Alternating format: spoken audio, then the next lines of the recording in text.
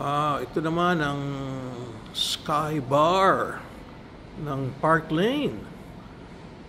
Ang galing. Paano yung mga view? Wow. Yes, sa gabi. Naku, napakaganda rito sa gabi. With all the lights. Pero daytime, ikot na rin natin. So, aga pa, 12 o'clock. At least makita natin yung Sky Bar. Wow. Ganda nga. At dito, pag kumain ka, overlooking ng Victoria. Yes. Overlooking sa Victoria. Ganda. Mas maganda rito sa sa gabi. Full of ambience. Yes. Very nice. Ulan ba, Berna?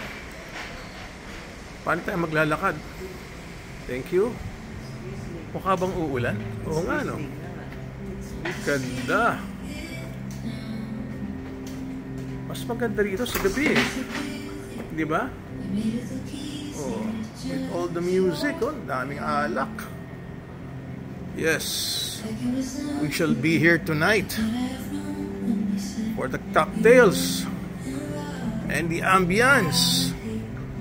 Look at this. Ganda talaga ng hotel din na to. Yun nga lang, malapit nang bumagsak ang ulan. Ayan. Yun yung kanina ko pang titignan.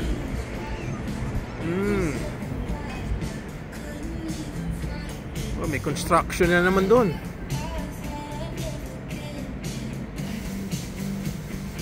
Walang tao kasi syempre lunchtime, tanghaling tapat. Kanya walang tao, kanya solong-solo mo. Yun ang Kowloon side. Sa gabi, napakaganda riyan. Yes.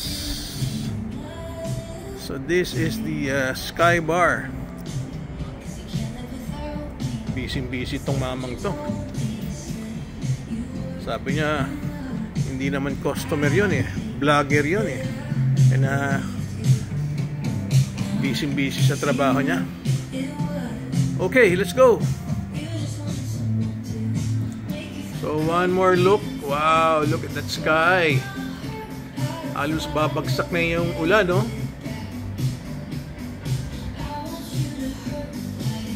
Very nice view of the Sky Bar here in Park Lane, Hong Kong.